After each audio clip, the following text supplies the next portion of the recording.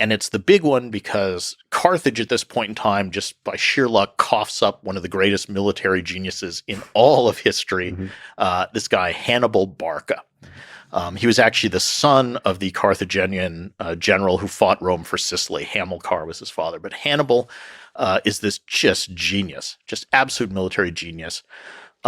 He goes to Spain. He's the one who kind of organizes stuff there. And now he knows the second war with Rome is inevitable. And so the question is, how do you take down Rome? He's smart. He's seen Rome's strength. He knows it's the Italian allies. So Rome always wins because even if they lose battles, they go to the Italian allies and half-citizens and raise new armies.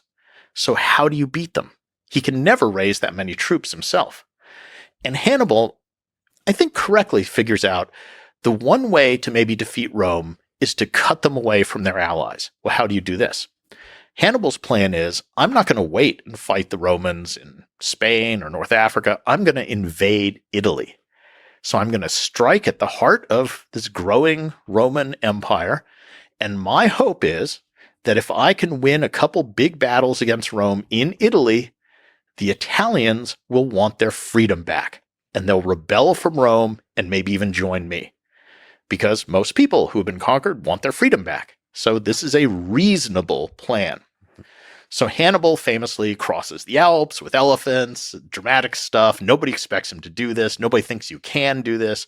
Shows up in northern Italy. Romans send an army. Hannibal massacres them. He is a military genius.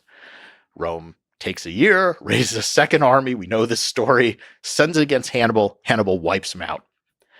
Rome gets clever this time. They say, okay, Hannibal's different. We're going to take 2 years, raise 2 armies, and send them both out at the same time against Hannibal. So they do this, and this is the Battle of Cannae, which is one of the most famous battles in history.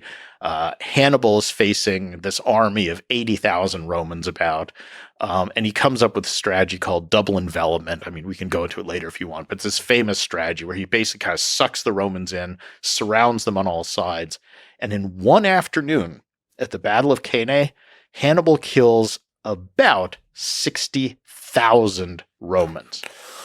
Now, just to put that in perspective, that's more Romans hacked to death in one afternoon with swords than Americans died in 20 years in Vietnam.